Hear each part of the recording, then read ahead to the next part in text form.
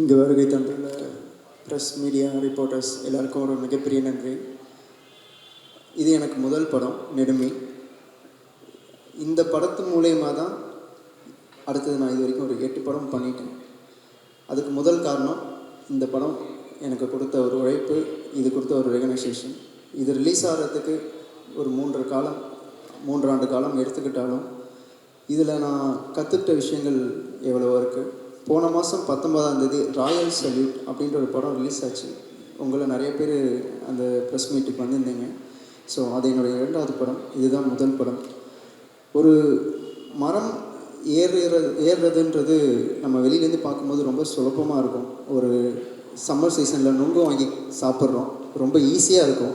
But அது ஏறி இறங்கும் போது தான் அதில் எவ்வளோ வலி இருக்குது, எவ்வளோ உடல் வேதனை இருக்குன்றது என்னால் உணர முடிஞ்சது. அப்படிப்பட்ட ஒரு புனிதமான ஒரு இயற்கை கொடுத்த ஒரு விஷயத்துக்கு தடை போட்டிருக்காங்க. அதை ரொம்ப அழகாக நம்ம டைரக்டர் கதையில் சொல்லியிருக்காரு. படம் கண்டிப்பாக சின்னவங்கலேருந்து பெரியவங்க வரைக்கும் எல்லாருக்கும் பிடிக்கும். எல்லோரும் பார்க்க வேண்டிய ஒரு படம். அதில் என்னால் முடிஞ்ச அளவுக்கு என்னோடய எஃபெக்டை நான் போட்டிருக்கேன்னு நம்புகிறேன். கண்டிப்பாக எல்லோரும் படம் பாருங்கள். இன்னும் ஒரு ஓரிரு நாட்களில் திரையரங்கில் ரிலீஸ் ஆகுது. கண்டிப்பாக பாருங்கள். உங்களுடைய சப்போர்ட் கண்டிப்பாக கொடுங்க.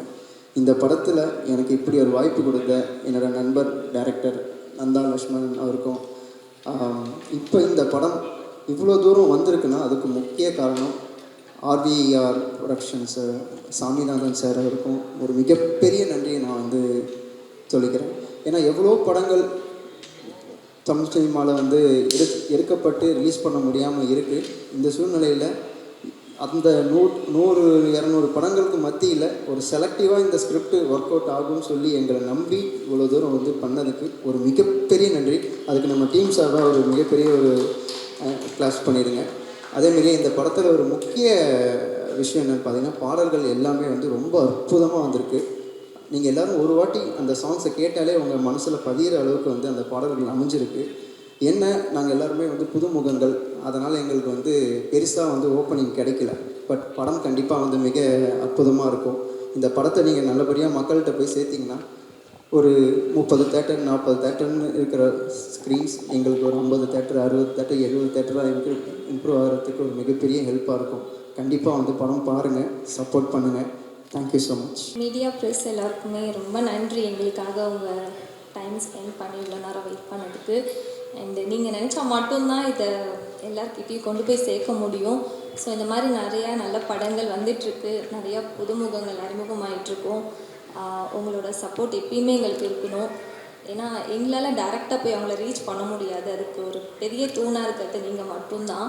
உண்மையாகவே இது ரொம்ப நல்ல கதை. நம்ம லைஃப்பில் என்ன பண்ணிகிட்ருக்கோம், ரெகுலர் லைஃப்பில் என்னெல்லாம் நடக்குது அதுதான் இந்த படத்தில் காமிச்சிருக்காங்க. எனக்கு வில்லேஜ் ரிலேட்டடான மூவி ரொம்பவே பிடிக்கும். என்னோடய ஃபர்ஸ்ட் படமே அப்படி அமைஞ்சது எனக்கு பிளெஸ்ஸிங் தான் நான் சொல்லுவேன். இந்த வாய்ப்பை கொடுத்த டைரக்டர் நந்தா சாருக்கு ரொம்பவே தேங்க்ஸ் சொல்லணும். ஏன்னா எந்த ஒரு எதிர்பார்ப்பும் இல்லாமல் என்னோடய ஆக்டிங் மேலே ஒரு ட்ரஸ்ட் வச்சு இந்த வாய்ப்பை கொடுத்தாங்க. அதை நான் அவங்களுக்கு நல்லபடியாக பண்ணி கொடுத்துருக்கேன் நம்புகிறேன். இந்த படத்தை பார்த்துட்டு நீங்களும் எப்படி இருக்குன்றதை எங்களோட ஷேர் பண்ணணும். ப்ளஸ் மக்கள்கிட்ட கொண்டு சேர்க்கணும். எங்களை மாதிரி புதுமுகங்கள் உங்கள் மூலயமா தான் உலகத்துக்கு தெரிய வருவோம்.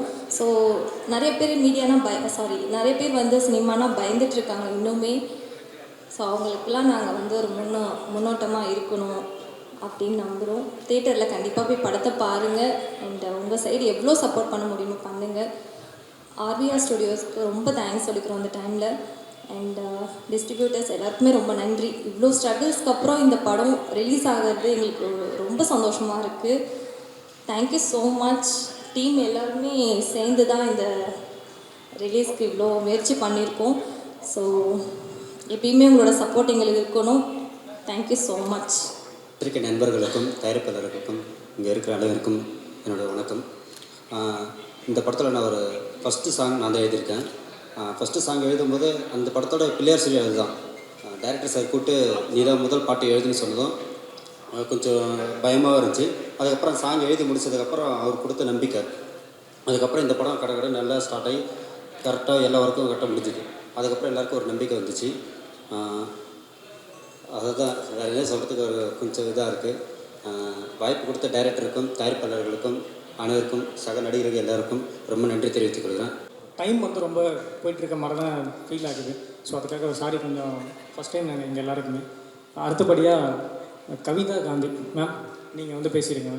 ஸோ இந்த பனை மரத்துக்காகவும் இந்த பனை இதுக்காகவும் நாங்கள் இந்த கதையை வந்து தேர்ந்தெடுத்து எடுக்கணும் அப்படின்னு சொல்லி ரெஃபரன்ஸ் எல்லாம் நாங்கள் தேடும்போது இவங்க நிறைய அதுக்கான முறையீடுகள் இப்போ தான் ஆக்சுவலாக கவர்மெண்ட் வந்து பனை மரத்தை வெட்டக்கூடாது அப்படின்ற மாதிரி சட்டங்கள்லாம் கொண்டு வந்திருக்காங்க. ஸோ அதுக்கு முன்னாடி அந்த சட்டங்கள் போடுறதுக்கு முன்னாடிலேருந்தே பனை மரத்துடைய அந்த ஒரு வேல்யூவை பற்றி நிறைய சோஷியல் மீடியாவில் நீங்கள் தேடி பார்த்தீங்கன்னா தெரியும். ஸோ அப்படி ஒரு ஆர்வலர் அவங்க. ஸோ அவங்கள அந்த தருணத்தில் இங்கே நான் பேச வைக்கிறதுல எனக்கு ரொம்ப மகிழ்ச்சியாக இருக்குது. Ma'am please. அனைவருக்கும் வணக்கம். அருமையான கதையம்சம் கொண்ட நெடுமி இந்த திரைப்படம் தமிழகத்தில் பனை தொழிலாளர்கள், பனை தொழில் எப்படி நசிந்து அழிந்து கொண்டிருக்கிறது. அதாவது எத்தனையோ கலைகள் இன்னைக்கு அழிஞ்சு போச்சு.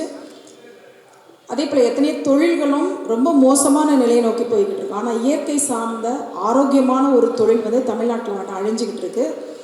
அதில் என்னென்ன கொடுமைகளை அவங்க அனுபவிக்கிறாங்க, எப்படிப்பட்ட பிரச்சனைகளெல்லாம் பனை தொழிலாளர்கள் சந்திச்சுட்டு இருக்காங்க அப்படின்றத எங்கேயோ மூலையிலையும் முடுக்குலையும் நம்ம தெரிஞ்சுக்கிட்டு இருக்கோம். அதை வந்து திரையிட்டு காண்பிக்கும் வகையில் தமிழகம் மட்டுமல்ல உலகெங்கிலும் இந்த பனை தொழிலாளர்கள் எப்படி ஒரு சிரமங்களை அனுபவிக்கிறாங்க அப்படின்றத திரையிட்டு அதை நம் கண்முன் கொண்டு வர வருகிறான் நெடுமி. வா நெடுமி, வா நெடுமி வா. உன்னுடைய வருகை வந்து இந்த பனை தொழில் குற்றுயிரும் குலவுயிரமாக போய்கிட்டு இருக்கு. அதுக்கு ஒரு நல்ல உயிரோட்டத்தை கொடுக்கும் அப்படின்னு நம்புகிறோம். தமிழர்கள் அப்படின்னு சொன்னாலே பனை இல்லாமல் தமிழ் இல்லை. பனை ஓலை சுவடிகள் மூலம் கிடைத்த நூல்கள் மூலமாக தான் நம்ம இன்றைக்கி உலக அளவில் தமிழர்கள்னு நம்மளை உயர்த்தி பிடிச்சிக்கிட்டு இருக்கோம். அந்த பனை ஓலையில் 2000 வருஷம் 3000 வருஷம் ஆனாலும் எழுதப்பட்டது அழியாதுன்னு அவங்க எத்தனை ஆயிரம் ஆண்டுகள் பார்த்துருப்பாங்க. ஸோ பனை தொழிலாளர் இல்லாமல் நம்மளுக்கு தமிழ் மொழியே இல்லை அப்படின்ற பொழுது இந்த பனை மரங்கள் பனை தொழில் அழிந்துக்கிட்டு இருக்கு. அதுக்கு வந்து நிச்சயமாக இந்த தடையற்ற பனை தொழில் அப்படின்றதுக்கு இது வந்து ஒரு விடிவு காலத்தை கொடுக்கும் அப்படின்னு நம்புகிறேன். இந்த அருமையான கதையம்சம் கொண்ட படம் ரொம்ப பல சிரமங்களை சந்தித்து வந்திருக்கு. இந்த படத்தை எடுத்த நந்தா மற்றும் இந்த படக்குழுவினர், இதை வெளியிட வந்திருக்க வெளியீட்டாளர் அனைவருக்கும் என்னுடைய நன்றியை தெரிவித்துக் கொள்கிறேன். இதே போல் ப்ரெஸ் மீடியா அனைவருக்கும் என்னுடைய நன்றியை தெரிவிச்சுக்கிறேன். நன்றி, வணக்கம். இப்போது நான் பேசுகிறேன். எல்லாருக்கும் வணக்கம். இந்த படம் நெடுமி, இதுக்கு ஒரு மிகப்பெரிய ஒரு பேக் ஸ்டோரி, பெரிய கதை இருக்குது. படத்தை வந்து நம்ம துறையில் இருக்க நிறைய பெரிய பிரபலங்கள் அவங்களோட கண்களில் நம்மளோட ட்ரெய்லர் படங்கள்லாம் எல்லாருக்குமே நம்ம ரீச் பண்ணியிருந்தோம். அப்போது சீமான் அண்ணனோட டீம்லேருந்து நம்ம படத்தை வந்து பார்த்தாங்க. அவங்க சொன்னாங்க படம் வந்து அவங்களுக்கு ரொம்ப பிடிச்சிருந்தது. இந்த படம் வந்து எதை வலியுறுத்துது, இந்த படத்தை வந்து கொண்டு போகணும் அப்படின்ற மாதிரி ரொம்ப சப்போர்ட்டிவாக பேசினாங்க. ரொம்ப அடுத்த கட்டத்துக்கான முயற்சி ரொம்ப பண்ணாங்க. சீமான் அண்ணனை போய் நான் பார்த்தேன். ஸோ அங்கே என்ன கற்றுக்கிட்டேன் அப்படின்னா, இங்கே வந்து மக்களுக்காக சில விஷயங்கள் வந்து நம்ம கேட்டு வாங்க வேண்டியதாக இருக்குது அப்படின்ற ஒரு சூழலை வந்து எனக்கு அங்கே போன அப்புறம் புரிஞ்சுது. நாங்கள் படம் வந்து எடுக்கும்போது ரொம்ப ஓகே, என்ன நம்ம ஒரு ஃபஸ்ட்டு படம் பண்ணுறோம், என்ன கண்டென்ட் பண்ணலாம் அப்படின்னு பார்க்கும்போது எங்கள் கண்ணில் ரொம்ப ஒரு தோராயமாக கண்ணில் தெரிஞ்சது இந்த பனை மரம். நீங்கள் பார்த்தீங்கன்னா சிவாஜி சாரோட ஸ்டில் எனக்கு தெரிஞ்ச ஒரு 32 வருஷத்துக்கு முன்னாடி பனை மரம் ஏறுற மாதிரி ஒரு ஸ்டில் வந்து நாங்கள் கூகுளில் பார்த்துருந்தோம்.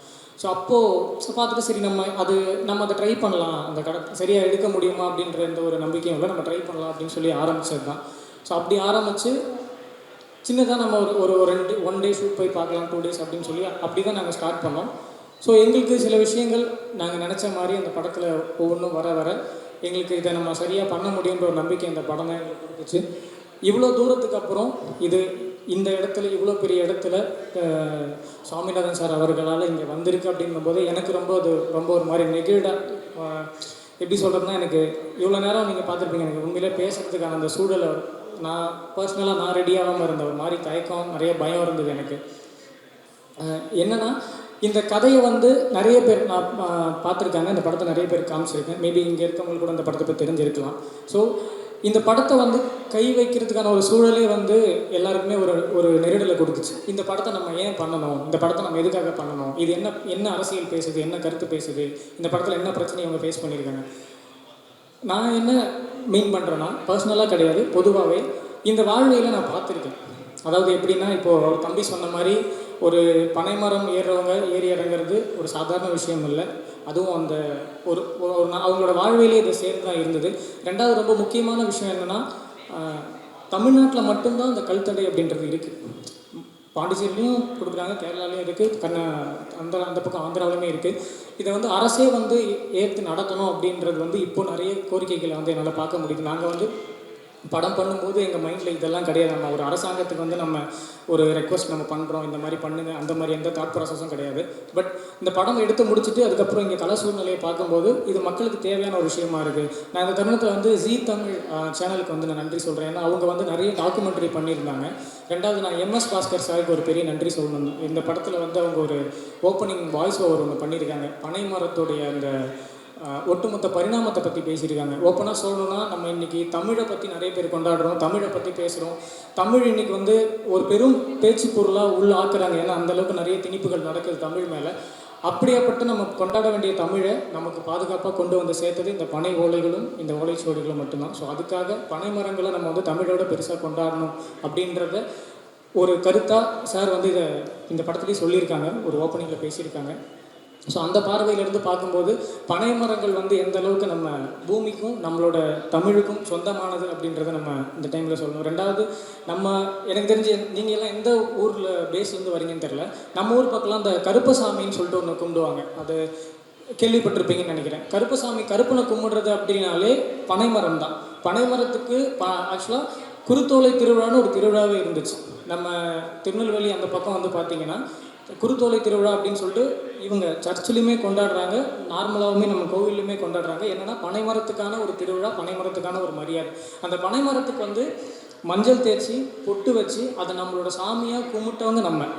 அந்த பனைமரங்களை இன்றைக்கி வந்து யாரும் வெட்டக்கூடாதுன்னு அரசு வந்து பரிந்துரை பண்ணி ஒரு சட்டம் போட்டால், நீங்கள் வந்து வெட்டினீங்கன்னா உங்களுக்கு வந்து கேஸ் நாங்கள் ஃபைல் பண்ணுவோம் அப்படின்ற ஒரு சூழலை நம்ம உருவாக்கிட்டோம் அப்படின்னு வந்து நான் நினைக்கிறேன்.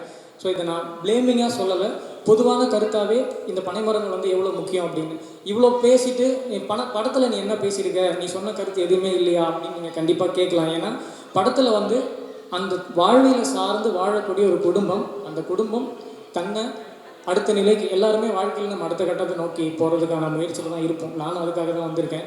இங்கே இருக்க எல்லாருமே அந்த ஒரு ஓட்டத்தில் தான் இருக்கும்னு நான் நம்புகிறேன். ஸோ அந்த முயற்சியில் இருக்க ஒரு குடும்பம் அந்த பனை சூழல் மாறும்போது, அரசாங்கத்தோட சூழல் மாறும்போது அந்த குடும்பம் என்ன வலியும் வேதையும் அனுபவிச்சுது அப்படின்றத இந்த படத்தில் நீங்கள் புரிஞ்சிக்க முடியும்.